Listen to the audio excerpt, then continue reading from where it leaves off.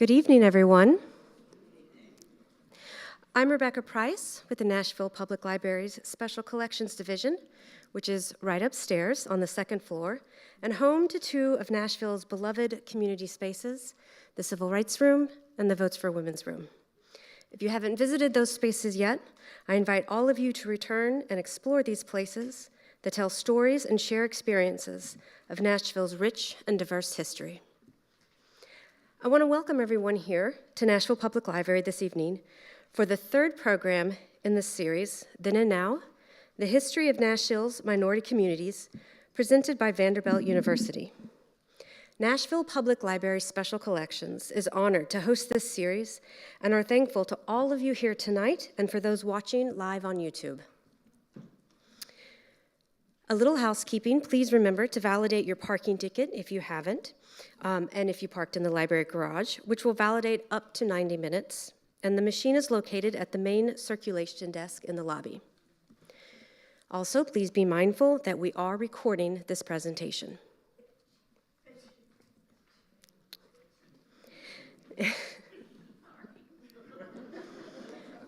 Starting now.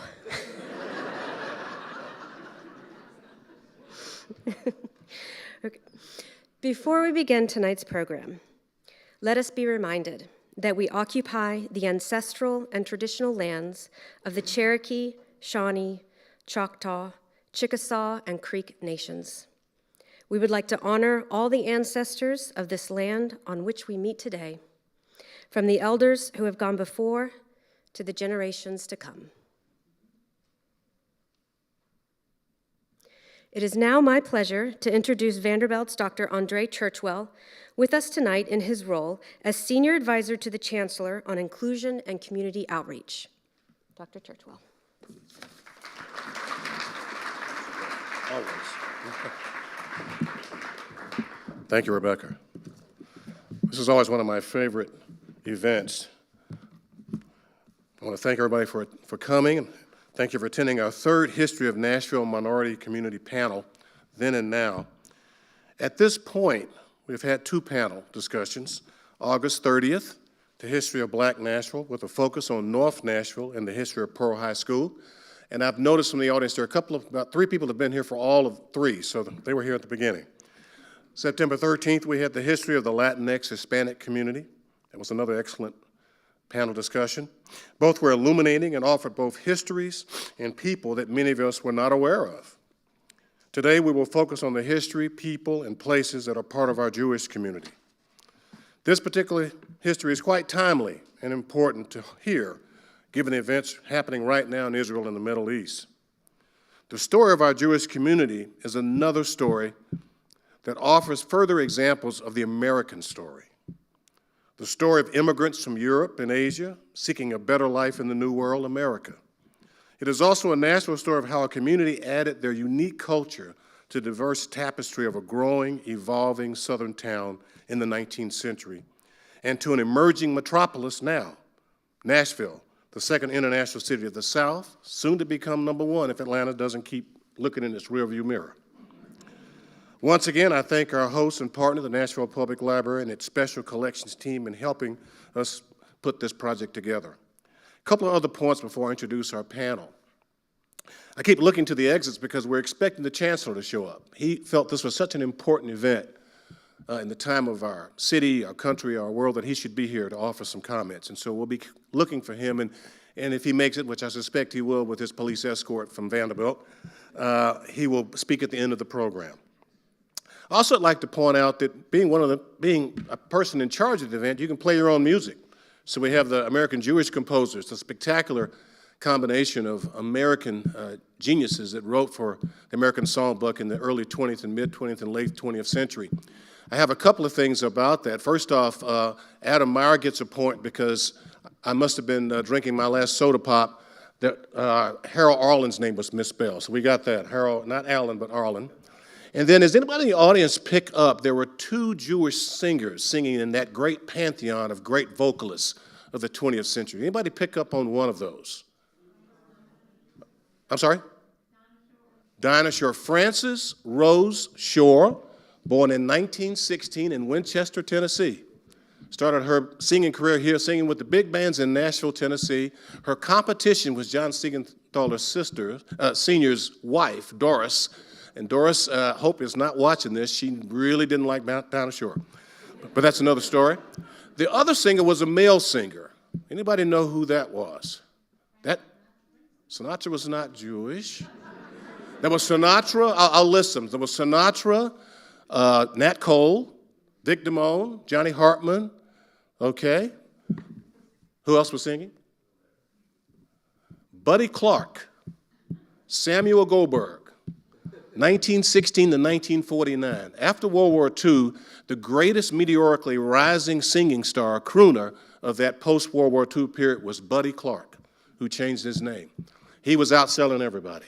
And his big hit was Linda. So look that up on your way home and listen to that. Unfortunately, died in a plane crash in 1949. Very young age. Phenomenal. So that's some of the desk work to get off, but I wanted to see who was paying attention here. I'd like to take a moment to acknowledge some of the special guests in the audience whose important roles are both historic and contemporary in relationship to Jewish life in Nashville, and that's our rabbis here. Rabbi Michael Danzig of the Temple is here. Please stand up, Mike. Raise your hand. People can see you. Rabbi Shanna Goldstein-Mackler is here. Shanna, are you here? There she is. Rabbi Flip Rice of Congregation Micah, wearing the really interesting yarmulke there. Rabbi Lori Rice can't be with us today. She's out, but she's here in spirit. Rabbi Saul Strasberg from Sharif, Israel. I don't think he made it. And then we've got, what? He sends his support. Sends his support, thank you. Rabbi Joshua Kulik, I think from West End Synagogue, is not here, but we have Rabbi Daniel Horowitz, the Jewish Federation of Greater Nashville. Daniel is our new kid on the block, just landed here in August from Chicago, I think. Detroit. Oh, it was someplace north of here. I knew it. Thank you. In addition, I'd like to introduce our historians. I could not have done this without the deep interest and work and commitment of Gene Roseman, author of the book Shalom Nashville, kind of really the definitive history of Jewish life in Nashville, and Ann Fleischer, Archives Associate of the Annette Levy Ratkin Jewish Community Archives of the Jewish Federation of Greater Nashville. That Levy name will come back again as we talk about some of our historic families here. And lastly, our panelists, I just want to introduce them. They represent some of our historic Nashville families. Andrew May, raise your hand, Andy. David Fox, Ralph Levy, Robert Lippman, and my buddy from Vanderbilt, Steve Eskin. There he is. Great. And I'd like to acknowledge the families of these great folks who are here in the audience, too. Please.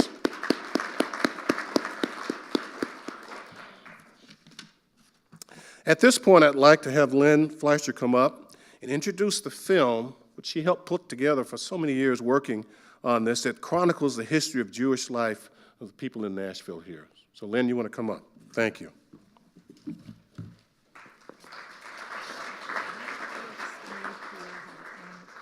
you don't have to. Just introduce it. We can bring the, I'm in charge of the mic. You can bring the film up, please. Don't start it yet.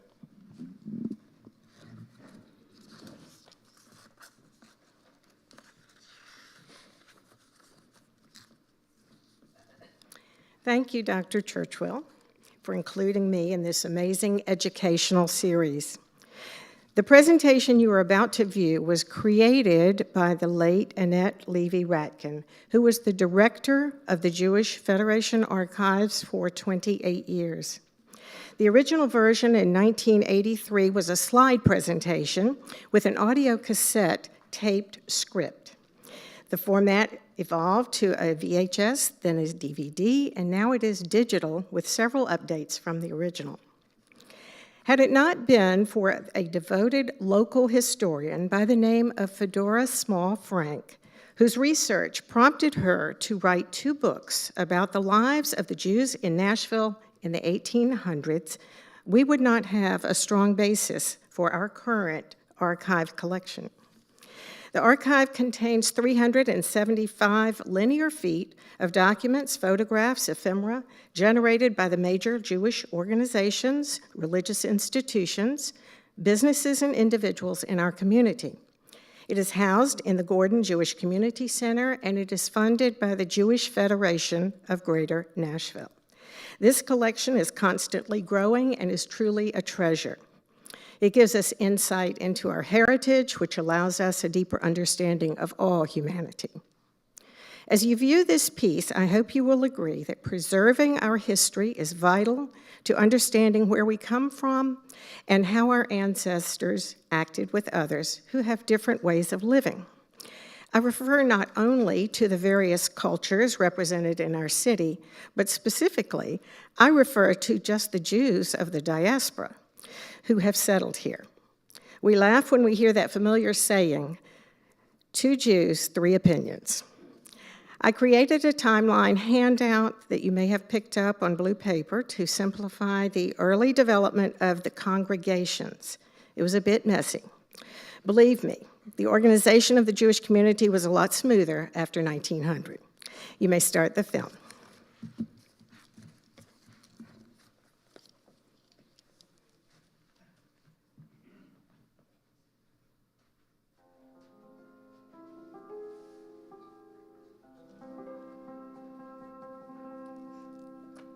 The first known Jewish settlement in America was established in 1654, when a small group from Recife, Brazil, came to the Dutch colony of New Amsterdam. 200 years later, in the mid-1800s, a large wave of immigrants came to America, fleeing repressive governments. Among the immigrants were a number of Jewish shopkeepers and craftsmen from Germany. Many were drawn to the South because its rural character reminded them of home, and its underdeveloped economy offered economic opportunities. And so in the mid-19th century, small Jewish communities began to appear in cities throughout the South. Although there had been individual Jewish families in Nashville almost since the settlement was founded in 1780, it wasn't until 1851 that an identifiable Jewish community was established. In July of that year, a group called the Hebrew Benevolent Burial Society purchased property for a cemetery. With this purchase, the Jewish community first established its presence in Nashville. That original piece of land serves as part of the Temple Cemetery in North Nashville. The members of the Hebrew Benevolent Burial Society included Martin Sulzbacher, Isaac Gerritsen, and Henry Harris. Harris was married to Gerritsen's daughter, Esther. He was the first president of the society and of its first congregation, K.K. Mogan David, or Shield of David, which was named for Davidson County. The community developed rapidly. In 1852, Gerritsen wrote to Rabbi Isaac Leeser in Philadelphia. You will very much oblige me if you would please send me a German-Polish prayer book with the English translation, also the 5 books of Moses translated in English. It is also gratifying to be able to inform you that we've established here last year a Hebrew Benevolent Society. Our society is at present very small, numbering only 5 families and about 8 young men. Yours respectfully, Isaac Gerritsen. Also in 1852, the fledgling Nashville Jewish community hired its first rabbi, Alexander Iser. Reverend Iser, as he was called, was not an officially ordained rabbi. Rather, he appears to have been a layman with a knowledge of Judaism. When Iser left in 1856, Mogan David advertised for a successor, offering a salary of $300 to $400 per year. By then, the membership had grown to 30. By the 1850s, new immigrants were coming to America from all over Europe, bringing with them a variety of religious rituals and customs. These differences probably caused a splinter group to break off from Congregation Mogan David and form a second congregation, Ohava Emes, or Lovers of Truth. In keeping with an age-old tradition, Nashville's early Jewish community felt a need to care for its poor. In 1859, the successor to the Hebrew Benevolent Society, the Young Men's Hebrew Benevolent Society, was incorporated. Working together with its female counterpart, the Ladies' Hebrew Benevolent Society, it collected clothing to be given to travelers and soldiers and raised money for the sick and destitute through charity balls. The growing community spawned other benevolent societies such as B'nai B'rith, chartered in 1863, and Kesher Shel Barzel, founded in 1875. When Tennessee joined the Confederacy in 1861, Nashville's Jews, like other residents, were caught up in the Civil War. The two local synagogues, Mogen David and Ohava Emes, were pro-Southern, and 20 Jewish men out of Nashville's Jewish population of about 300 volunteered to serve the South in 1861. One volunteer, Solomon Franklin, fighting for the Confederacy, came face to face with his brother Judah, fighting for the Union. In 1862, Nashville was occupied by the Union Army, and Ulysses S. Grant, as commander of the Department of Tennessee, issued his infamous Order No. 11, banishing all Israelites, regardless of age and sex, from his lines. In 1863, during the Federal Army's occupation of Nashville, merchant Jacob Bloomstein was accused of smuggling goods to the Confederate Army. He was imprisoned without trial, and the merchandise in his store was confiscated. He was released only after his wife appealed to the military governor, Andrew Johnson. Another member of the Jewish community, Henry Spitz, wrote the following letter to the American Israelite in an attempt to find the widow of a young Union soldier killed in the Battle of Murfreesboro. One of our brethren fell on the bloody battlefield near Murfreesboro on December the 30th, 1863, a Mr. Letman. I'm sorry I never knew his first name. I considered it my duty to recover the body and to give him a burial according to the laws of Israel. We claimed the remains and had them interred the next day on the burial ground of our congregation, Ohava Emes, with all the honors a Jew wishes for. Mr. L., a Prussian by birth, left a wife in Chicago. I cannot find her.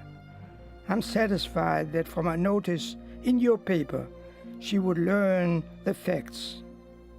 How many Jewish privates have died on the same battlefield? God only knows. All Germans fighting for their adopted country. The post-war days of Reconstruction were times of retrenchment. In 1867, congregations Mogen David and Ohava Emes, previously split, decided to reunite. A new charter was sought, changing the name to Ohavai Shalom, Lovers of Peace. But unity was elusive. By then, a third congregation, B'nai Yeshurun, Sons of Israel, had been started. Its ritual was reform, based on the new, less traditional liturgy introduced in the United States by Rabbi Isaac Mayer Wise of Cincinnati. One of the innovations was the ceremony on Shavuot of confirmation, a service to mark the end of formal religious education for boys and girls. In 1869, the new Reformed congregation B'nai Yeshurun, led by Rabbi Wexler, held the first confirmation ceremony in Nashville. It was reported in glowing tones by the Nashville Republican Banner. At 10 o'clock Sunday morning, all the available space in the elegant synagogue of Congregation B'nai Yeshurun on North Market Street had been taken up by both Jews and Gentiles, whose purpose was to witness one of the most solemn and impressive ceremonies known in the Jewish religion, the confirmation of believers in their faith. 5 little girls dressed in white with wreaths upon their heads and a little boy were led to the altar. Reverend Mr. J. Wexler said this was the anniversary of the day on which Israel had received the 10 Commandments.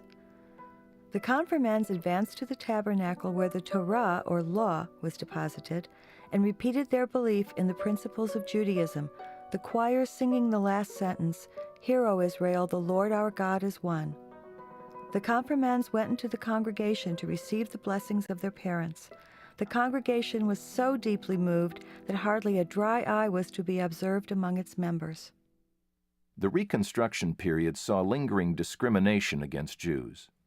In fact, it was not until 1879 that rabbis in Tennessee were permitted to perform the civil part of a wedding ceremony.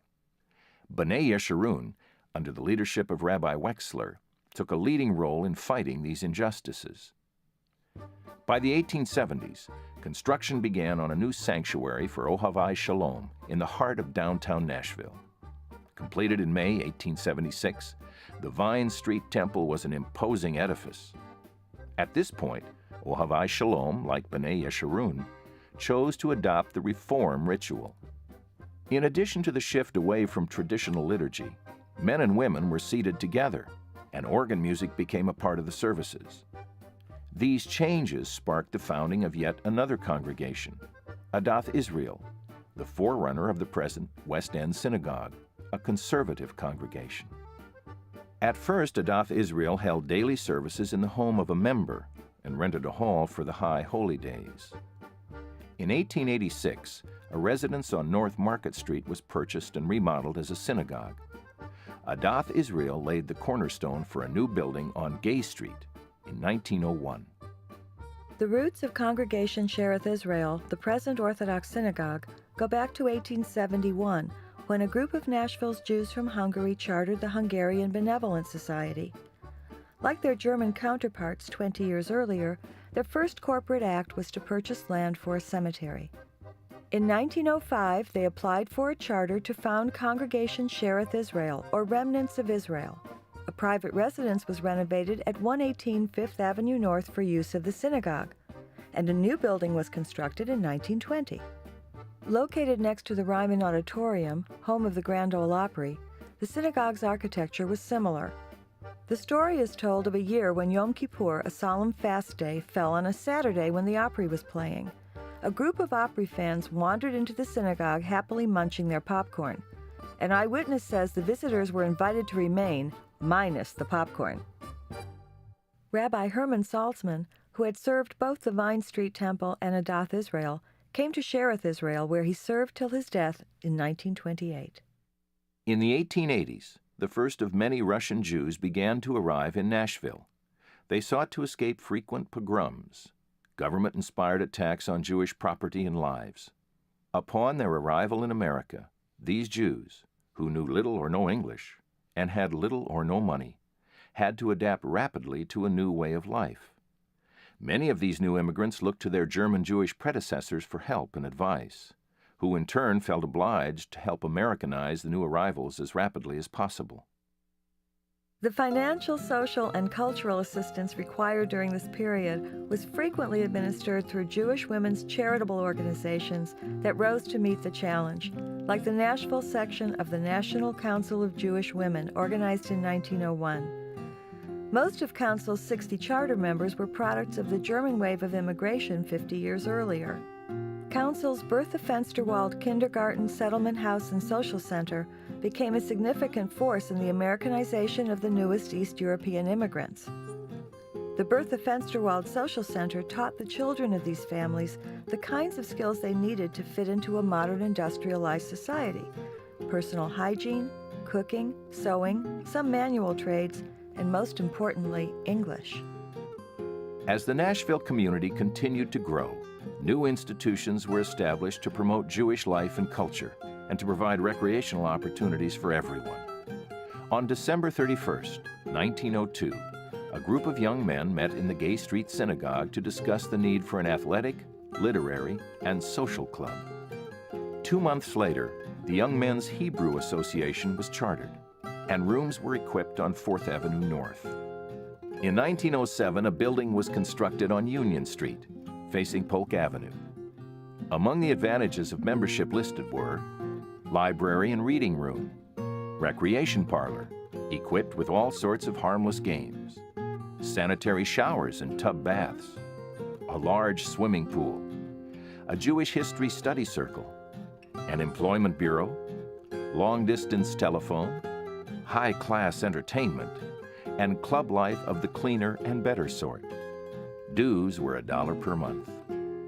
A new building was dedicated in front of the old one at 712 Union Street in 1924.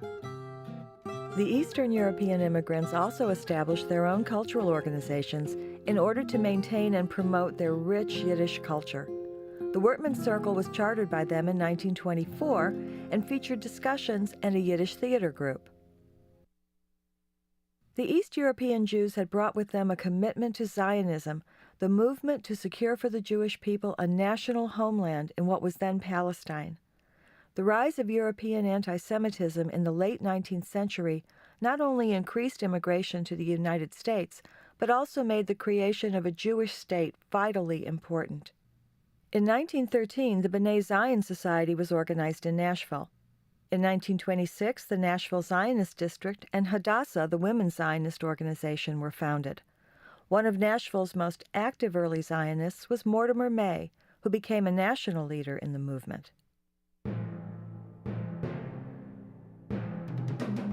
The rise of Nazi Germany in 1933 posed a new challenge to Nashville Jewry. Many Jewish leaders, including Mortimer May, worked ceaselessly to rescue German Jews from their homeland before emigration finally was closed in 1939. Among those was Hetty Reinheimer Lustig. We saw Nazis coming.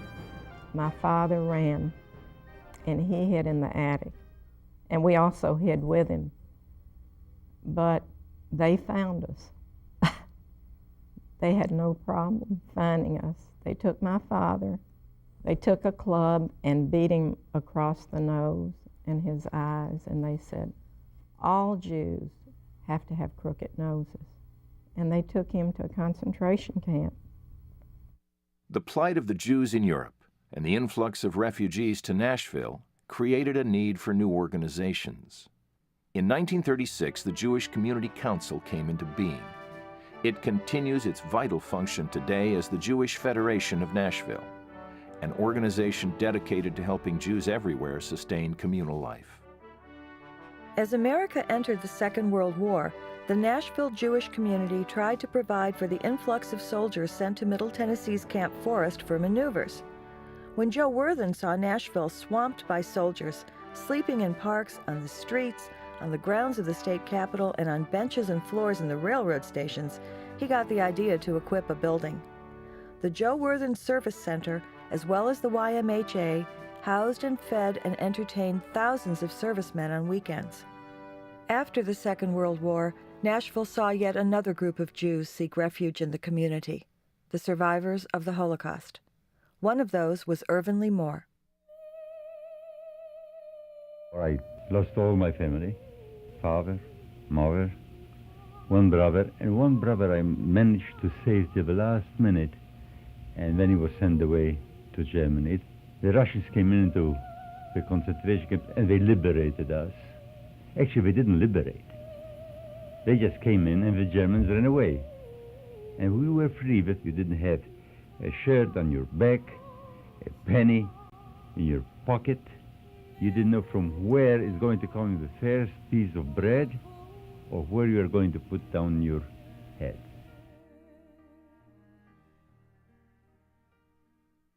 Since its first steps toward communal organization in 1851, Nashville's Jewish community had moved with the expanding city. In the early days of Jewish community history, Jews lived near the downtown area close to their 3 houses of worship and the YMHA. Gradually, younger couples moved west. By the end of the Second World War, most of the Jewish community lived in the Nashville suburbs. As a result, all 3 congregations and the Y moved to locations closer to their members. The Gay Street congregation took the name of its new location and became West End Synagogue. The Vine Street Temple moved further west to Belmead, taking the name The Temple, Congregation Ohabai Shalom. The Fifth Avenue Synagogue, now called Shereth Israel, moved 1 block west of the new location of the Jewish Community Center, formerly the YMHA. In 1954, a Hebrew day school named after the ancient Jewish teacher Akiva opened on the premises of the Shereth Israel Synagogue. The civil rights movement of the 1950s and 1960s brought new challenges. Rabbi William Silverman had been active in the civil rights movement in Nashville and supported the integration of Nashville schools. On Sunday night, March 16, 1958, Rabbi Silverman received an anonymous phone call. The caller said, "We have just dynamited the Jewish Community Center. Next will be the temple." The Jewish Community Center on West End Avenue had indeed been dynamited. Fortunately, no one was in the building at the time. No one was ever arrested. When Rabbi Randall Falk assumed the pulpit of the temple in 1960, he became involved in the lunch counter sit-ins and helped organize a clergy march in 1961 from the Cathedral of the Incarnation on West End Avenue to the courthouse, where 100 clergymen presented a petition to the mayor calling for an end to segregation in public accommodations. Rabbi Falk was a charter member and second chairman of the Metro Human Relations Committee. 20 years later, on May 26, 1981, federal agents aborted an attempted dynamiting of the temple by members of a Ku Klux Klan splinter group. Rabbi Falk was in the building at the time.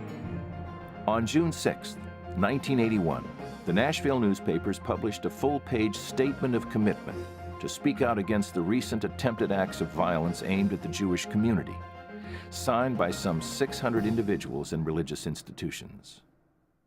Beginning in 1973, Jews fleeing Soviet Russia were assisted by Jewish Family Service, the contemporary counterpart of the Hebrew Benevolent Society. Jewish Family Service helped these new members of the Jewish community find housing and jobs and learn English.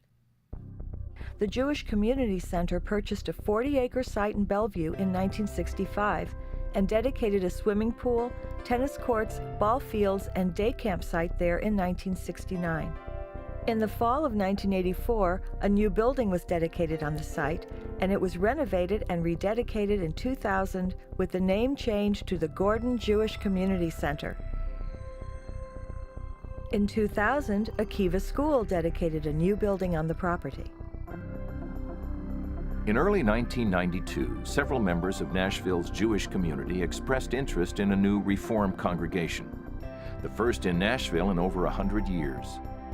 80 families joined, and the congregation was named for the prophet Micah, who requires us to do justly, love mercy, and walk humbly with thy God. Congregation Micah joined the Union of American Hebrew Congregations and rented a former disco in Bellevue as their first place of worship, with Rabbi Kenneth Cantor as their rabbi. A new sanctuary was dedicated on May 17, 1997, on 39 acres on Old Hickory Boulevard. Congregation Micah's cemetery was consecrated in 2001 on the grounds of the property. Rabbi Yitzhak Teitel of the Lubavitcher movement established the Center for Jewish Awareness in 1999 and a new congregation, Congregation Beit Tefillah, in 2001. After the First World War, a group of Jewish students at Vanderbilt University started the Zeta Beta Tau fraternity, a successor to the Menorah Society, which had been founded in 1915 for the 16 Jewish Vanderbilt students, alumni, and friends.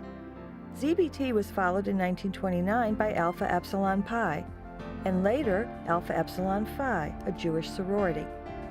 Vanderbilt has housed a Judaica collection in the library since 1945 and has had a professorship in Jewish studies since 1949. In 1996, the Mary Jane Worthen Professorship in Judaic and Biblical Studies was endowed at the Divinity School. In 2003, an undergraduate Jewish Studies program was first offered. The Ben Schulman Center for Jewish Life, dedicated in 2002, houses the Hillel program and Greens, Nashville's first kosher vegetarian restaurant. Nashville's Jewish community has grown from 5 families and 8 young men in 1851 to nearly 8,000 persons. Today it is made up of institutions and people who have built upon the foundations established over 150 years ago, almost 200 years after Jews first came to America.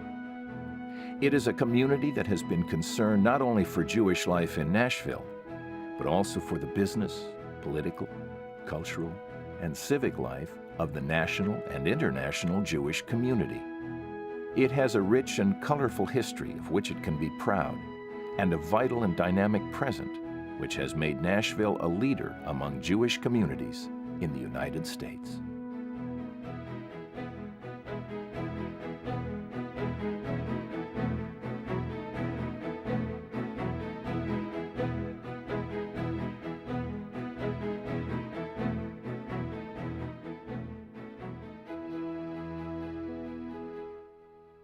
Lights back up, please. Boy, let's give Lynn and the team that put that together another hand. That's phenomenal. Yeah. It's a life's work for sure, no question. As they finish the music there. I'd like to ask Jean Roseman to come up and offer some comments about this from her vantage point as an author and historian. Thank you, Dr. Churchwell. Well, you've seen that Jews have been in Nashville for over 200 years. Never a great number, generally 1% to 2%, but their impact and contributions to Nashville have been significant, far beyond their numbers. Commercially, they've contributed mightily to Nashville's growth from a small riverside town to the major metropolis it is now. They created a host of businesses, big and small. Educationally, they have contributed to the universities and school system, and they themselves have won numerous awards. Stanley Cohen at Vanderbilt won the Nobel Prize in medicine in 1986. Charitably, Jews have been benefactors in many, many causes here in Nashville. This library is an example of Jewish presence. When you entered the parking garage, if you did so on 7th Avenue, that was where the unique Vine Street Temple was, and it stood there for 80 years. It was the most exotic building in town. Read the list of contributors posted on the wall upstairs here in the library, and you'll see many Jewish names, making this a great library in a great city, if you remember that. Go out the front door and turn to your right. Walk down to 421 Church Street. That's where the original Cohen building is. For those of you who are familiar with the Vanderbilt campus, or the Peabody portion of it now, you know that there is a Cohen building there. There's an interesting story about a very talented Mrs. Cohen who designed the building on the Vanderbilt campus, Peabody at the time, so that she could live in an apartment there. It's a beautiful building. Go in it sometime. Go out the front door of the library and turn to your left.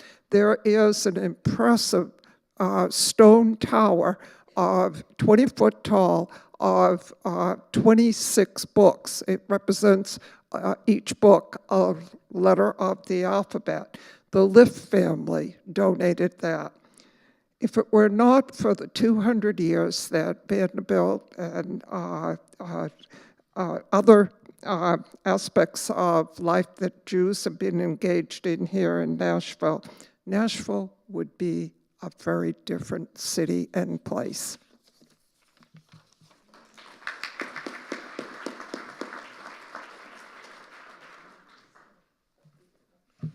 Lynn, any additional color commentary to your beautiful work? You certainly, good. It speaks for itself, doesn't it? I'd like to get some other opinions. Allison Shackner is our head of the Vanderbilt Jewish Studies program, but couldn't come tonight. But one of her colleagues and a colleague of mine, Adam Meyer, is here, and I'm going to grab a mic. Well, grab my mic. How about that one? Offer some remarks. I'll take it. Okay. So at the end of the film, there was a brief list of areas that Jews have contributed to. It listed business and politics and culture and civics, and I just wanted to add education to that list, as Jean just stole a little bit of my thunder unknowingly. That Jews have been very much involved in public education here in Nashville, been on the school boards, president of the school boards, Dan May most notably during the civil rights period. Jean, of course, was a public school teacher for many, many years. Dr. Churchwell mentioned Pearl High School, named after a Jewish community member, and then Pearl Cohen High School, Cohen also. And then at higher education, there's always been a little bit of a Jewish presence at Fisk. I taught at Fisk for 15 years and always had Jewish colleagues, and there were Jewish members of the Board of Trustees at the time. And then, of course, at Vanderbilt, as Jean was talking about, long history of Jewish faculty members at Vanderbilt. Vanderbilt's also important to the Jewish community in Nashville as a magnet. I teach a course in the history of Jews in the South, and I teach an essay about demographic changes in Southern Jewish life over the last 20 years. And the basic change is that a lot of small Jewish rural communities where people used to have stores, there are no Jews left in those communities anymore.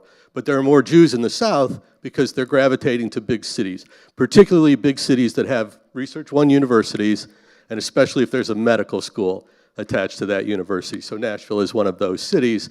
Vanderbilt is bringing students in, especially now that we have the Hillel, the Chabad, the Jewish Studies program. And as you know, a lot of Vanderbilt students come to Nashville and fall in love and never leave. So I think this is one way that we can start to replenish. I was looking at the 2015 community survey, which said, 31% of Jews in Nashville at that time had some Vanderbilt connection, and B, that the average median age of Jews in Nashville was higher than the median age of people in the country as a whole. And I think more Vanderbilt students, Jewish students coming to Vanderbilt, staying in Nashville is a way that we are starting to replenish the Jewish community here in town. So a shout out to the educators. Thanks, Adam. I come down into the audience here. I've asked Rabbi Flip Rice and Rabbi Shauna Mackler to offer some comments about the film. And Flip? I think I just want to express thank you to you personally and to the library and certainly to Vanderbilt University. If the recent current events has taught us anything, it's very important that we respect minorities and their journeys. We feel very thankful that Nashville has been a place that for the most part Jewish people have been able to live and live safely, which clearly doesn't happen to be true throughout the world. Something you want to add, Rabbi Mackler? Thank you, Dr. Churchwell. One of the things that I think should be underscored is the relationship building that happened in the Jewish community, first from those 5 families, but then throughout it didn't seem like it, perhaps, with all of the congregations being started and splitting and starting again, but really, even from the period beyond the completion of the DVD, the relationship among the congregations themselves are the Board of Rabbis and the ways that we work together to help strengthen the Jewish community is something I think we can be proud of that does not happen in a lot of other communities, as well as continuing to take care of not only the people in our community through Jewish Family Service and all the rest of the ways that we do, but helping to build those bridges out of our community and continue them. I know that was one of the reasons why I came here 20 years ago, and I had the honor of working with Rabbi Falk. He was a large reason of why I wanted to come here and the civil rights movement, and to know that we are still making an imprint and building those relationships, and we will do that throughout the past 20 years beyond this film. But to know that those are really the ways that we are integrated in the community through the philanthropy, the civil rights and civil justice, and the relationship building in our community and beyond those borders. Thank you so much. Thank you for your comments.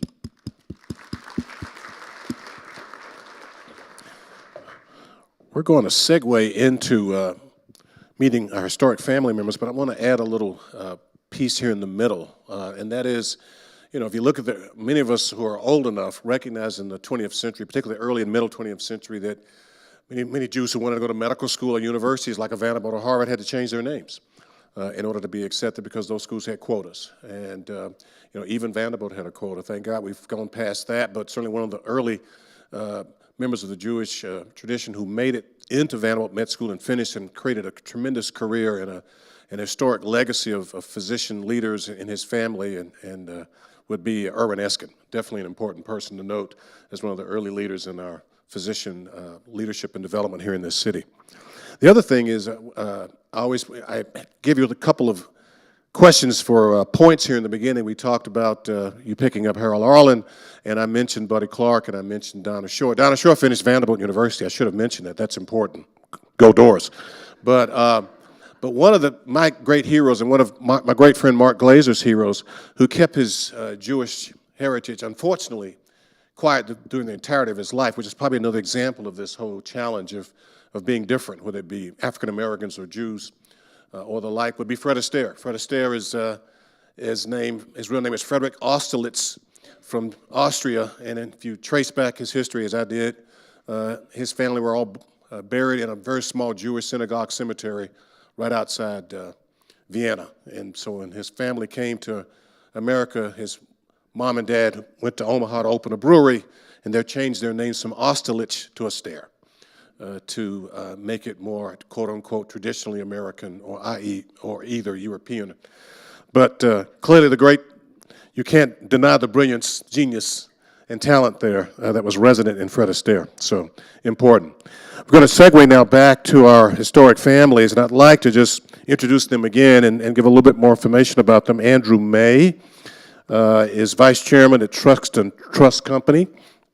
David Fox is a financial investor and trader and ran for mayor here, and I certainly backed him up. Sorry, I couldn't do enough for you, David. I'm sorry. Apologize. And Ralph Levy, Jr., is senior partner at Dixon Wright Law Practice, but all of us know about Levy Clothiers, and I'm assuming you're wearing Levy clothes. You better be, otherwise I'm calling David, man. And then we have Robert Littman, chairman and CEO of RSL Holdings. And lastly, my friend Stephen Eskin, Dr. Stephen Eskin, assistant professor of surgery and clerkship director of general surgery at Vanderbilt University School of Medicine. We'll now have members of the historic families come to the microphone here to give us a short piece of their family's biography and history. We'll start with Andrew May. Andy.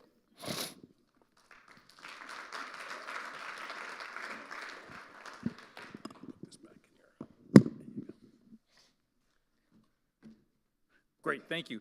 I'm going to talk just really briefly about 2 or 3 members of my family, beginning with, keep going, there we go. There is the patriarch, Jacob May. Jacob May, born 1861 in Höchst im Odenwald, Germany, about an hour south of Frankfurt. Got to be a teenager, large family, small town, not much opportunity, packed his bags and moved to the United States, entered through Castle Garden, the predecessor to Ellis Island, and headed to New Hampshire after a little while. That's Dan May's handwriting, so I like to capture that, but that's the little feller with the mustache there in the door. That's Jacob May, the proprietor of Mayer and May of Farmington, New Hampshire, a little tiny town right on the Maine border. After a while, he learned a bit about the knitting trade, which was important in Laconia and the Lake Winnipesaukee area where there's a lot of water power. He got the opportunity to bid on a prison labor contract and moved with his wife and then one child, Mortimer, to Nashville and started the May hosiery mills. First on Charlotte, and then about World War I, you can tell from the automobiles, moved over to Chestnut Street in what's now the very chic and trendy WeHo neighborhood. It's the Soho House now. It was not quite as chic and trendy then, though if you stand at the corner of, like there at Brown Street, and look right there, it looks, except for the cars are different, it's exactly the same. This is a little later inside the sock factory. That's Dan May, who was mentioned was the chairman of the Board of Education. The factory was a sizable but not very profitable business, heartbreakingly, and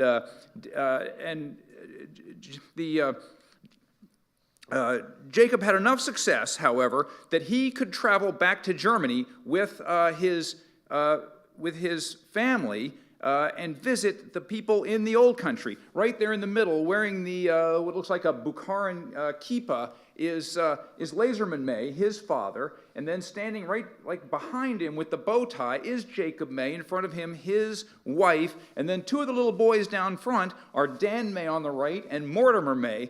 And so this is 1906, taken in Germany, because they were able to go back and spend a month and visit. And establishing those relationships was very, very important because they were in touch with family and close to family and could visit family.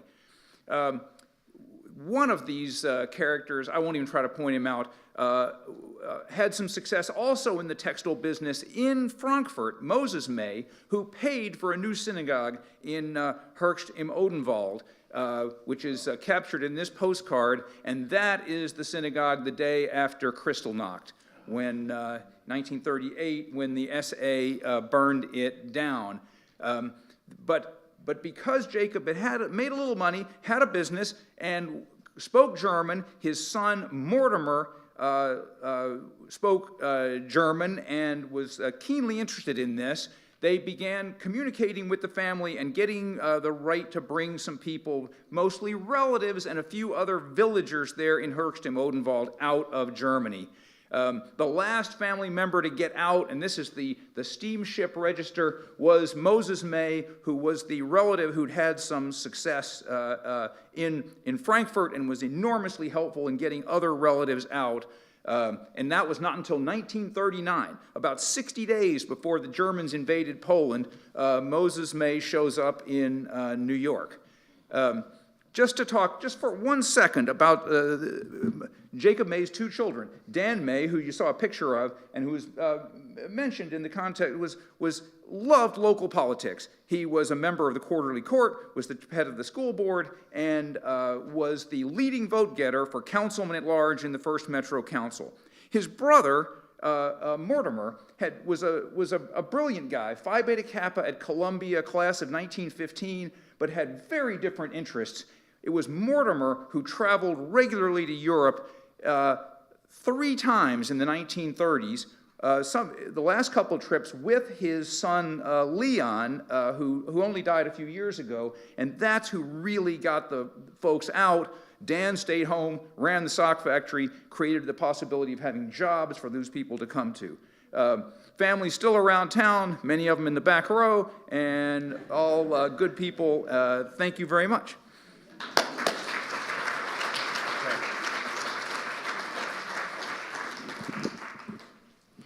Spectacular. Thanks, Andy. Next, we have David Fox. David?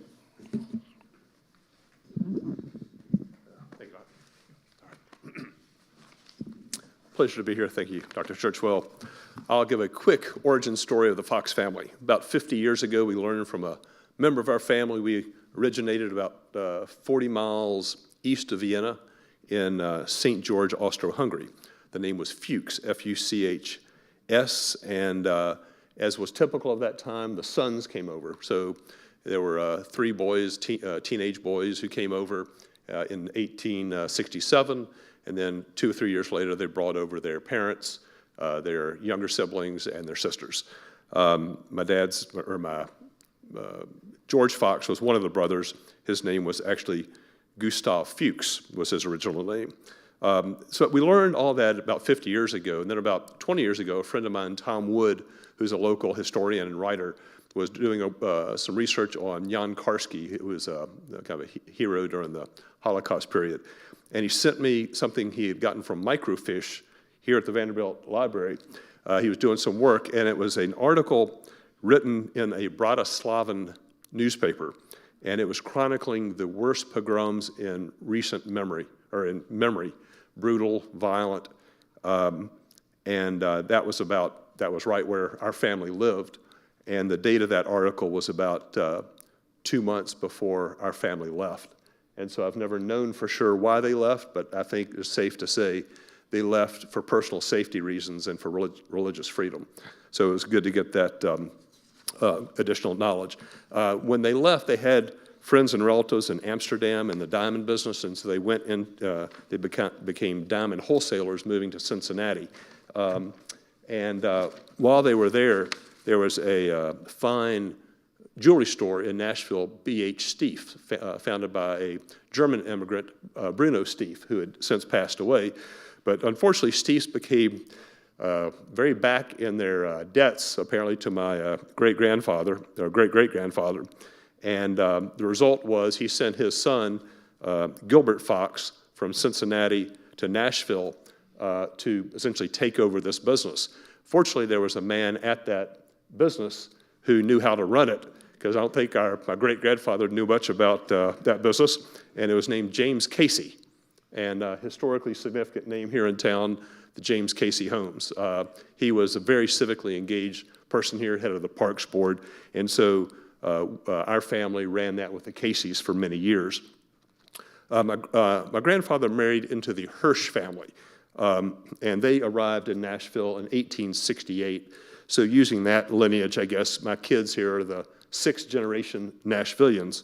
One of the opening photos of Lynn's movie chronicled my great-great-grandfather's business. You may have remembered it said N. Hirsch and Company, and the Trade Palace next to it. It was a typically Jewish sort of business for that era. It was a wholesaler of all types of goods, clothing, and it was located on College Street, which is 3rd Avenue North, and they employed people they called drummers, usually young, fit men who would carry these large drums of goods, hop on a boat, go up the river, and unload it at various retailers along the river. Business seemed to be going well, but then in my own research, I found an article in 1879, about 10 years after starting their business, in the New York Evening Post that said, "The firm of N. Hirsch and Company has failed. The liabilities of the firm are estimated to be $75,000. The principal creditors are in New York and Cincinnati." So in the end, they went on in multiple versions of businesses starting and failing, some success, some failure.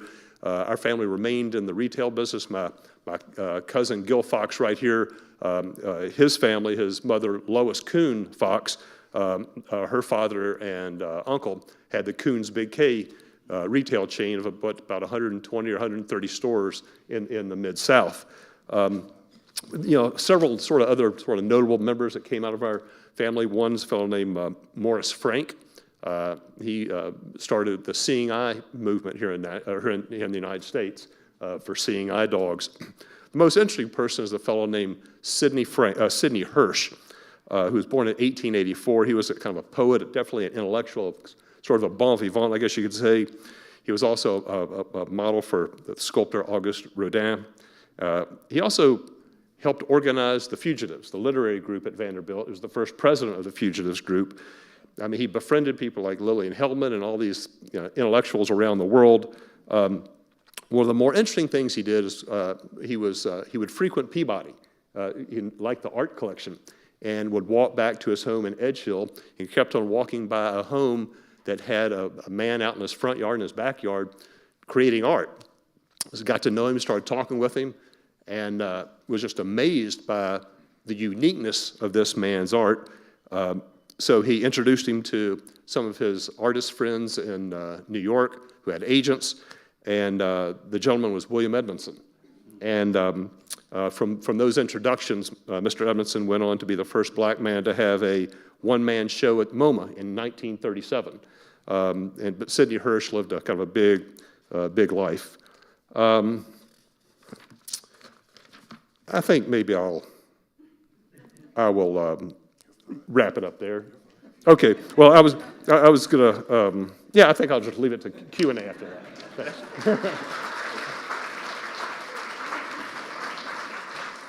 I only get one chance to do something like this, go. But we'll get a chance to come back to Q&A, fill in the gaps there. Appreciate it. Thank you so much, David. We're going to have Ralph Levy, Jr. to talk about the Levy family, and I'll bring the poster. You're going to have the most educated poster holder in the history of the National Public Library.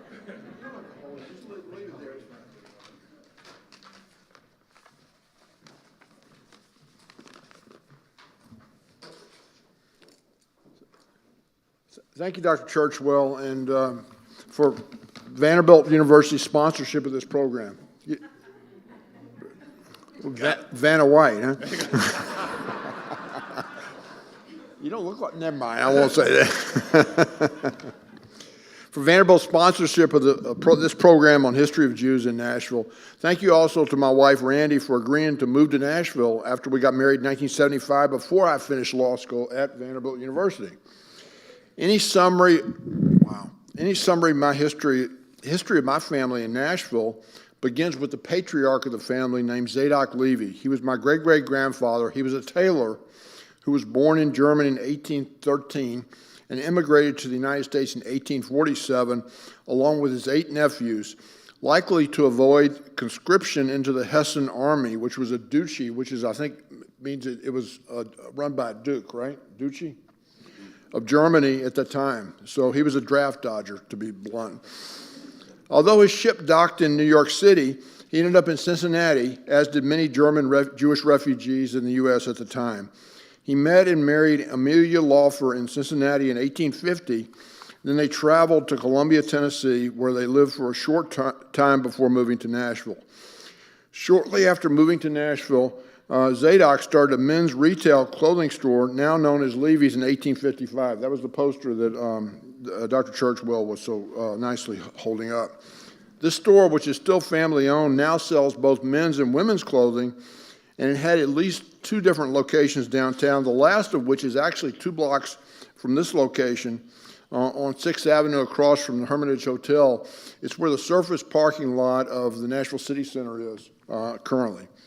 In the early 1970s, the downtown store closed and Levy's operations were consolidated to its current location in Green Hills. Levy's is the longest continuous family-owned business in the state of Tennessee, and it's currently run by my brother, David, along with his wife, Ellen. David's out of town, and he volunteered me to make this presentation. So I brought with me the poster that from its 2010 celebration of 155 years in Nashville, which is my only prop. So let's see, if 2010 was 155, we're up to 168 years now. Zadok himself was a vice president in the middle 1980s of the predecessor congregation of Temple Habai Shalom, and his daughter-in-law, Ada, who married to Raphael, after whom both my father and I are named, was the first president of its women's auxiliary. One of his grandsons, Alfred Levy, served as our temple's president from 1943 to 1945. Starting with his son, Raphael, the name Zadok became a middle name for several of my ancestors. You can see why. And Zadok, in the Hebrew root, means tzedakah or righteous or charity. Randy's and my son Ross is the 6th generation of Levy members of the family to have that name. To close the loop, so to speak, Ross, who is a rabbi himself at Temple Israel in Memphis, shares the same date of birth as his great-great-great-grandfather Zadok, 181 years apart to the day. In his 1875 will, which was written in Yiddish and then translated in English by a member of the Jewish community, which I found after I graduated law school, and Mrs. Lester at the probate clerk's office let me go down into the archives and make copies of everything I wanted. Zadok, in his will in 1875, left $20 to the predecessor to the Hebrew Union College based in Cincinnati, which is the same rabbinical school from which Ross graduated. My mother, Annette Levy Ratkin, graduated from Vanderbilt University as an English major, and one of her first jobs in Nashville was working for the Methodist Publishing House as a copy editor, and one of her first projects was editing the Book of Mormon. Welcome to Nashville. In her late 40s, she decided that 4 years of education from Vanderbilt was not enough, and she obtained her Master's of Library Science from George Peabody College, which was then affiliated with Vanderbilt University. I actually ran into her one day on the Vanderbilt campus when she was en route to a class she was taking at Vanderbilt while pursuing her graduate degree. Now, that was weird. Annette returned to the workforce and was instrumental in achieving her dream, the establishment of the archives for the Jewish Federation, and Lynn Fleischer, who you've heard from already, is her successor in running the archives. There's more to this story, but since I'm an attorney, and attorneys cannot say hello in less than 5 minutes, I'm stopping here. That's great. I'm amazed. He is an attorney. He stopped right on time. That's great. Thank you, Ralph. I'd like to have Robert Lippman come up and talk about his family. Thank you, Robert.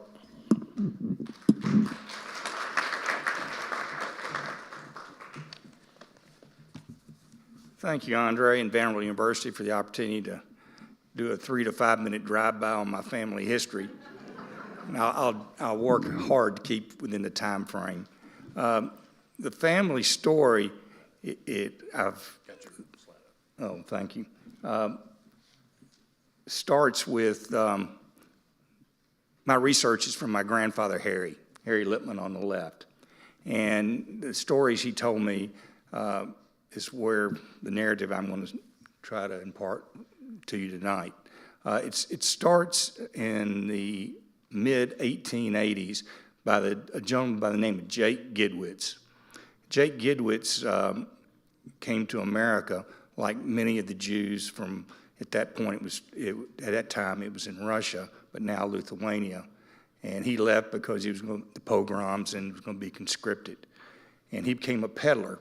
And I tell you this because he has a sister named Bessie, and Bessie would be my grandfather Harry and Myers' mother. So Jake Gidwitz, he was a peddler. He went down south, as a lot of peddlers did, and to the Delta of Mississippi and Memphis, little towns called Glendora, Greenwood, Tupelo, and Schlatter, Mississippi. And they set up general stores and did pretty well for themselves. And then Bessie and Jake Gidwitz's mother was ill, and Bessie stayed in the old country, but her husband, Reuben Lippman, came to Memphis. And Jake Gidwitz was the sponsor for my great-grandfather and my grandfather. And my grandfather, Harry, didn't see his father until he was 8 years old. He left when he was 2. And one night, my great-grandmother packed his bag, one bag, and they snuck out because the Russians were coming for them. So these were stories that was imparted to me. And I tell you this because the family grew up, their commercial enterprises grew up in small southern towns. And in these small little southern towns, there maybe only be 3 or 4 or 5 families. But they had the general stores, they integrated in and assimilated into the communities, and that was sort of the life history.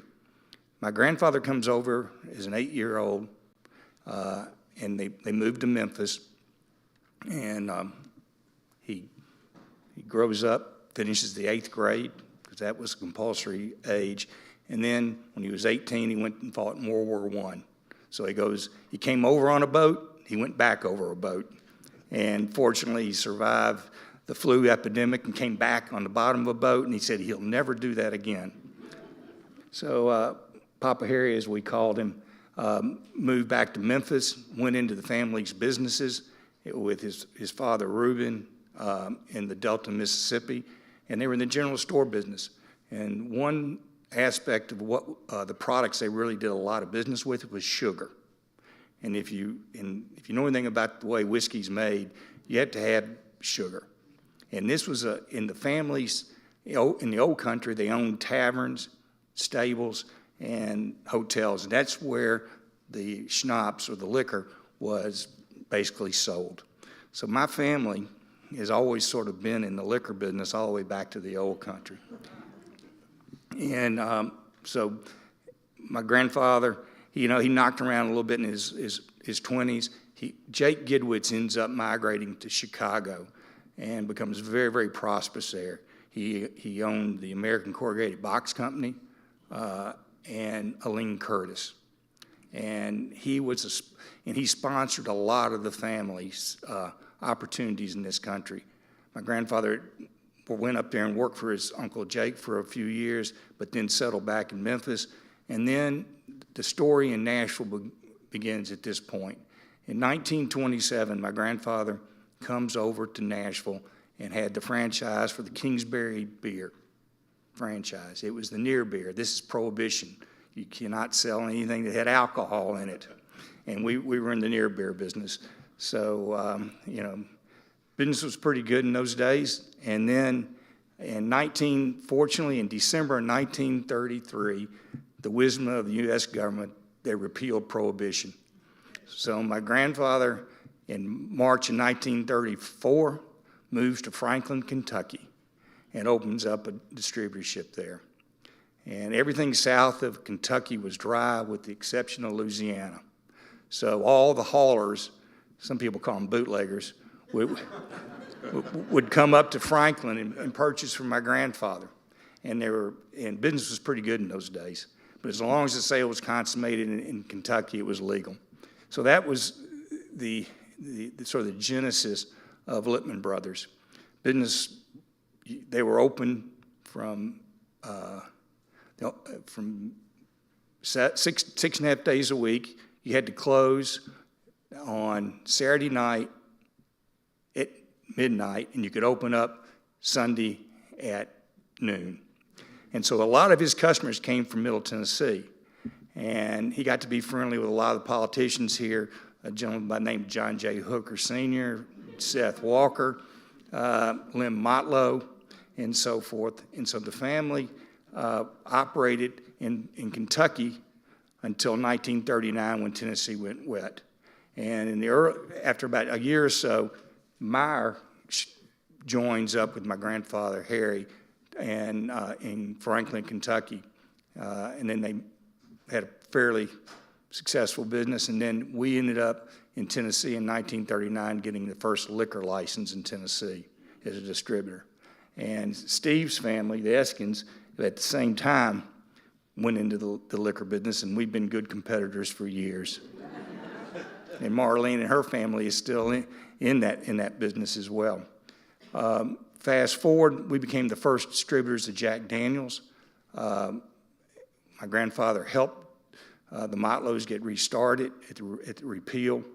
The bank, Third National Bank, and Mr. Ferris wouldn't loan them any more money, and my grandfather sort of helped them out, and we became the first distributors of Jack Daniels, and we still are today. You fast forward a bit to 1961, my father, Norman, you see here at the bottom of the slide, and by the way, that's our first warehouse on 2nd Avenue, Lippman Brothers. My dad went to Vanderbilt. He didn't finish, but he got married to my mother, Annette. And Annette, my mother, lived in Bowling Green, Kentucky, and we had he was too young to go in the liquor business, so we moved, my sisters and I, we moved to Bowling Green. There were only 3 families, Jewish families in Bowling Green. So, but it was important that our family had a Jewish education. We used to wake up 4:30, 5 o'clock in the morning on Saturday and drive to Nashville. My grandparents were set on us getting a Jewish education, and we did that. And then my father, so he worked in Bowling Green selling fine ladies ready-to-wear dresses. And then in 1961, we moved to Nashville, and he goes into business with my grandfather Harry and my uncle Meyer. And unfortunately, my dad died in 1982, and I was 30 years old. He was 54, and but I continue on in Lippman Brothers to this day. In 1987, I became the sole owner of Lippman Brothers. I tell you this about the small southern communities because we were taught from my grandfather's day to assimilate, integrate in the community, give back to the community. And in these small little southern towns, but no one was Jewish except a handful of people, but you had to maintain your identity. And I think that those of us sitting on the podium today have very much been able to do that here in Nashville. And that's one of the special aspects about Nashville and the Nashville Jewish community, is that we can be integrated into the community. Some of us lived through the quota systems that you spoke about, and certain social clubs that we weren't able to join, and then a few of us opened up that opportunity to integrate with our friends. A lot of us went to public school, and I think that because we have assimilated into the community, we're a better community for that. And we were taught to give back to the community not only charitably, but with our interactions with our peers. And I think that is so important. I think it's what makes Nashville so special. So, I say that to you because all these rich family histories that we have, I think it's so important that you understand what you take away from it. And the legacy of that and the leadership that people like Mrs. Eskin, we followed her lead over the years, and the Worthens and so many other people. And I think that is why we're all here. And I thank André and Vanderbilt for giving us an opportunity to talk about our families. And I probably went over my time limit, but I'm not a lawyer. So thank you for your indulgence.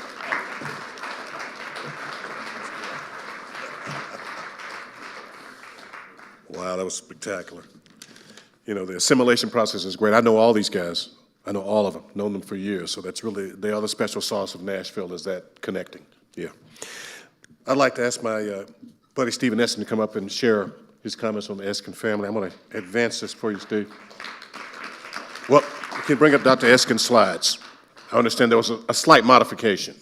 Well, I told André I had a bunch of slides, and he started freaking out. And it is what it is. What can I say?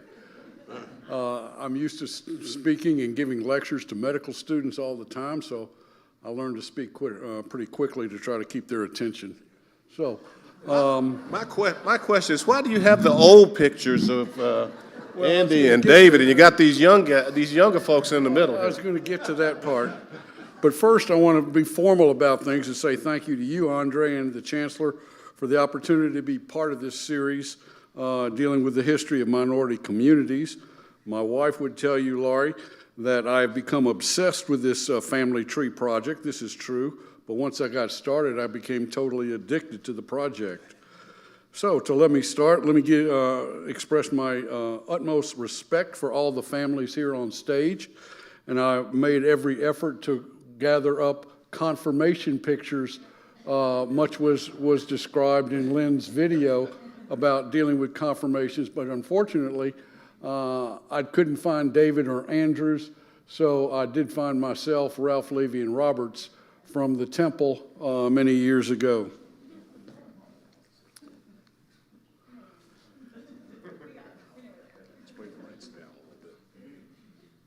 The Eskin family tree has its roots in Minsk, Russia, on about 1954, with the marriage of Isaac Eskin to Minnie Monroe.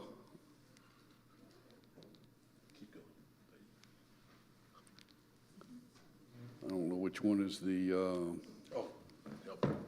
pointer. Next slide. Let me go. Got this one. Which one is the pointer? I'm sorry. The red one. That's what I was doing, I thought. There it is. Oh, it's a tiny pointer. But anyway, up here, Isaac Eskin and Minnie Monroe, they were married, had 4 sons, 2 daughters, one of whom is the protagonist of my saga and story, and that is Joseph Eskin, whom we see here.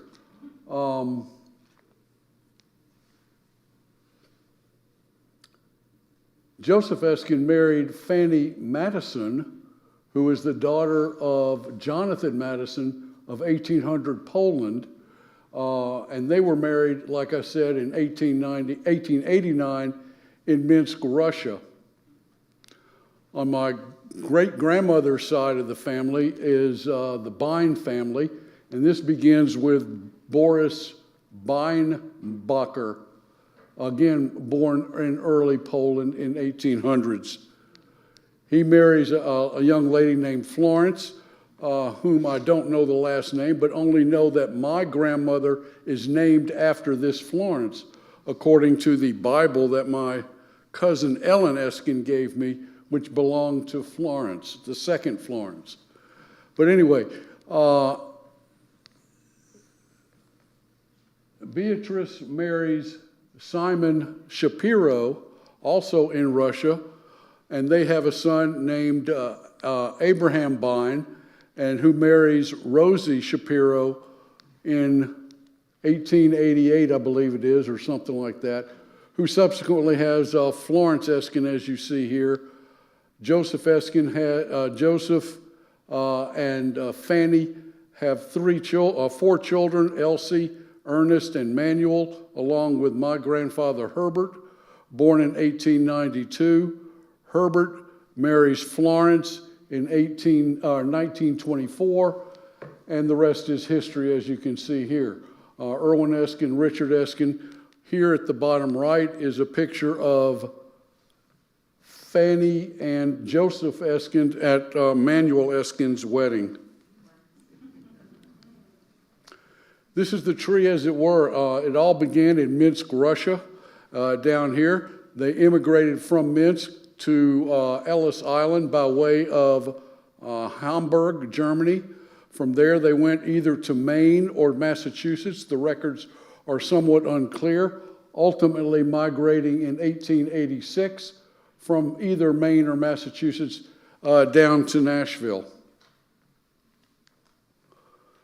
This is the extended family tree, as it were, the details of which I am not going to go into every generation, but just, Andre would shoot me, that's for sure. But I will hit on the major family members that started all this off. And that is Joseph and family at the top. There's Joseph and family, and Fanny, I should say, at Manuel's wedding. On the top left is Manuel and Leobel Levy at their wedding. Joseph and Fanny, like I said, had 4 children. Their eldest was Elsie, the daughter who married Lawrence Berenson, and they lived in New York, and I really don't know very much about that side of the family. Second born was my grandfather, Herbert. He married Florence in 1924, Herbert being born in 1892. Third in line comes Ernest Eskind, who marries B. Zander, as you see there. And last in line is Manuel marrying Leobel in 1922. What's fascinating and interesting is the handwritten sort of biography by my uncle Manuel Eskind, in which he describes the reasons behind the Joseph Eskind family leaving Minsk, Russia, coming to the United States. And if I can find my place on here appropriately,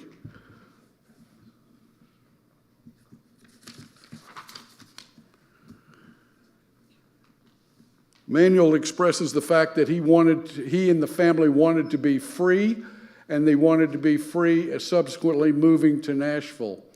When I asked my Uncle Dick why it was they moved from New York and Massachusetts to Nashville, he got the story from Joseph that the story was that Nashville and many of the other smaller southern cities were paved in gold.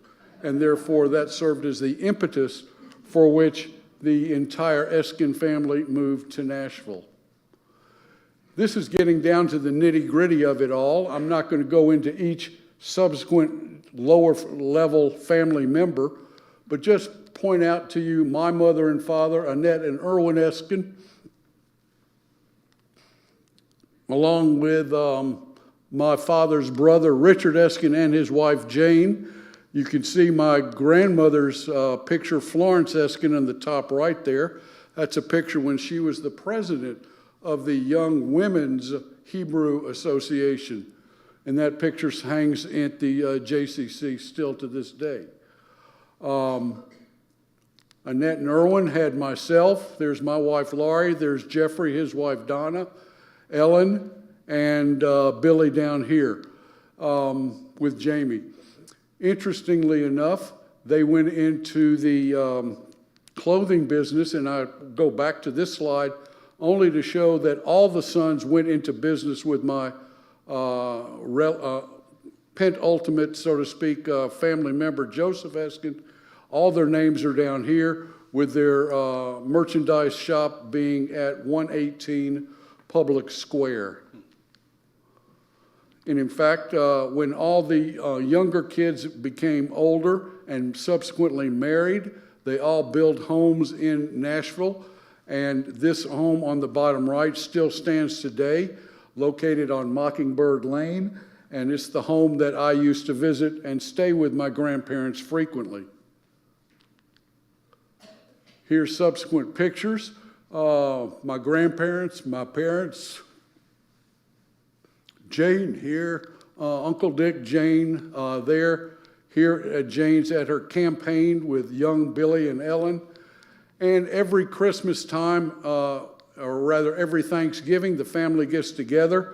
And here's a family picture of all of us. My daughter Julie, daughter Sadie, my mother here, and others about. Unfortunately, not all family members are gathered together at these holidays because they too have obligations with their particular family members in a variety of different locations. When looking at the Ernest Eskind family, Ernest had 2 children. He had a son, Alan, and a daughter, May. Alan marries Jean Liebert, and May marries Monty Lusky. You see here family members, Art and Linda Rebovic. Here's Alan and May at this time. Here's Ernest and Bee when they were first married. Here is Linda's brother, Bradley, and Brad and Marcy, and their family gathering pictures and their family groupings. On Manuel Eskin's side, like I said, he married Leobel. Here we have, and they had 3 children. Anne, who marries Kenneth Bialkin, and they live in New York. Bobby Eskin here, marries Rose, and Edward and Elaine being a vintage Nashville prodigy. The Morris family marries Edward, and they have a collection of children thereafter, ranging from Lisa and Johanna over to Scott and Leah, along with Marlene, Caroline, Ryan, and subsequent children thereafter, Seth, Judy, with their family, Lon and his family also. Here are Seth and Judy down here. And just as I showed you Herbert and Florence's home, so it is, this is Manuel's home on Deer Park Circle, which still stands today. Maybe Marlene or others could tell us who lives there now. I do not know. Family gatherings and groupings. The Manuel Eskin family had their family gatherings. Again, Seth, Judy, Marlene, other family members. I'm not going to embarrass myself by trying to remember every name. This is Manuel and Leobel's wedding, in which here we have Ernest, one of the brothers, Joseph and Fanny, Herbert Eskin over here, and Lawrence Berenson here, and the daughter Elsie Berenson here. The Eskin family also meets frequently at Christmas Day. We usually would watch all the football games at my grandfather's house or subsequently at Manuel's house. Here's Manuel. Here is, it's hard to see over here, but lots of great-grandchildren. Mr. Bialkin, my father is back here. I stand here with Michael. Bob Moses here, Edward Eskin over here. I think that's Ellen. I may be mistaken, but nonetheless, these are the collection of confirmation pictures I gathered from the temple. A variety of other unique family pictures. My mother here, me and Marlene here, Manuel and his sons here, May, Emily, Bobby, and Alan, followed by my father, uncle, and Bobby and Edward Eskin here. So it's always fun looking back at these old pictures. I suspect my family is more interested in seeing this than many of the others in the room. But I'm sorry, it's a captive audience. André asked that we enumerate achievements that our family has accomplished. I'm not about to go over all of these, but these are the things that various family members submitted to me, and so I just simply listed it. In the final analysis, this is where all the extended Eskin family tree is located over the world, predominantly in Nashville and other cities and locations. I want to thank all these folks you see listed here, as well as, importantly, Ellen Eskin's collection of this family Bible. Thank you, Andre. Thank you. Here, Steve. Thank you. Boy, that's phenomenal. That's really, and let's give everybody a hand here on the historic families and their histories there. That's phenomenal. Wow. We're reaching kind of at the closing time. I think we're fortunate, just so happened I noticed, that the chancellors arrived, and given the importance of our event at this moment in time, Chancellor Daniel Dearmore wanted to join us here today to offer some remarks. I want to thank him for being here, and Chancellor, you have the podium.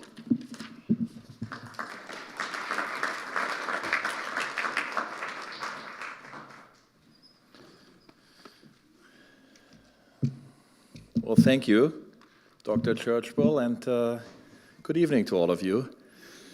It's my honor to be with all of you here tonight. On behalf of Vanderbilt University, I want to express my deep gratitude to our incredible partners here at Nashville Public Library, and to our speakers and esteemed guests, not only for sharing your perspectives and experiences and PowerPoint slides with us tonight, but for your long-standing and ongoing commitment to the Jewish community and for preserving and illuminating its history here in Nashville.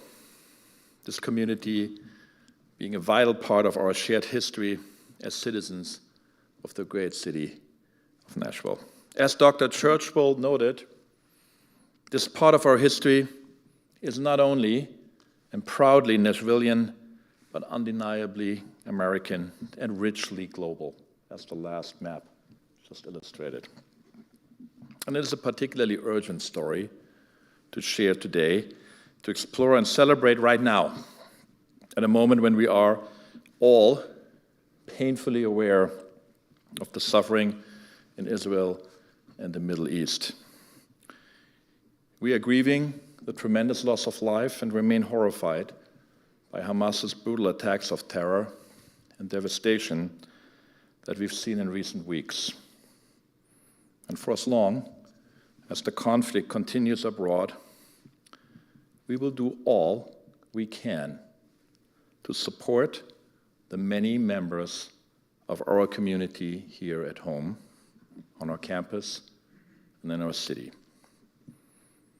These are very difficult times for Jewish communities around the country and around the world, and Vanderbilt stands with our Jewish community.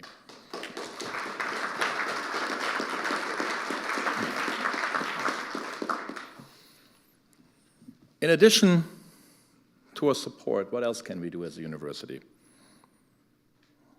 We can do what universities can uniquely do and engage in education and research, investigation and exploration, including the rigorous examination of the past and the social histories that continue to inform our present, which is partly what tonight's event and this whole series is really all about. Beyond that, tonight's event has been about shining a light on humanity's remarkable goodness and grace, the wonderful potential within each and every one of us to, in the words of Prophet Micah, do justice, to love mercy, and to walk humbly with God. For this certainly is what we have seen in our learning about the Jewish community of Nashville. Nashville is, of course, as we all know, Music City, and we're all proud of that. But many say that Nashville also has a second, less official brand or motto, which goes by the simple tagline, "Welcome, we're glad you're here." It is clear that Nashville's Jewish community embodies this spirit of openness and welcome. It is a community that has wholeheartedly welcomed and abundantly cared for so many and for so long. Immigrants and refugees, soldiers and veterans, Holocaust survivors, and the early pioneers of American civil rights. It is a community that cherishes, as we do at Vanderbilt, values of diversity and inclusion, and that has created extraordinary leaders in education whose transformative impact at our university continues to thrive and continues to change lives and society for the better. As the father of two young Jewish men who only recently graduated from college, I'm particularly grateful that our university is one in which, according to surveys that we conduct regularly, Jewish students experiences a high sense of belonging within our university community, indeed higher than the student population as a whole. This is a fact about Vanderbilt that we feel is important to share, not as some statistical ticking of a box, but because it reflects who we are and how we care, and how we want to create on our community, on our campus, a community of learners who feel welcome from wherever they come in our world, and who will become the future leaders of our world, prepared to work together, to engage in the ancient work of tikkun olam, of repairing the world, a world that we often find broken and unfinished.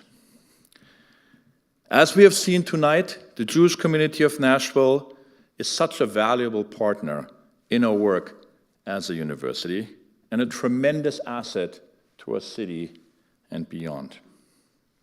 So, I'm delighted to have the opportunity here to share my profound thanks and gratitude and appreciation. It has been a pleasure to join you this evening and to continue to take part in our Then and Now series on the history of minority communities in Nashville. Thank you very much.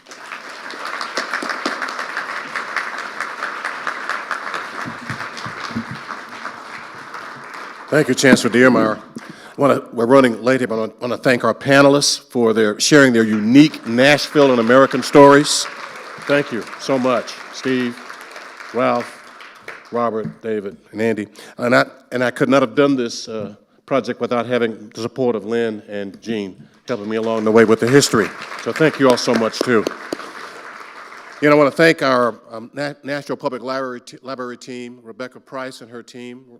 Couldn't do this without them. They've been great supporters and helped us put this together, and we will continue working together as we do the next series. I want to thank Midori Lockett of the Vanderbilt's Government and Community Relations Office that helped us with getting the food. And lastly, Marla Robinson from my office, who really puts all this on her shoulders and gets it done. I want to thank you all for coming. Look forward to seeing you in our next event on December 6th. It's a history of our LGBTQI+ community. Thank you again for coming.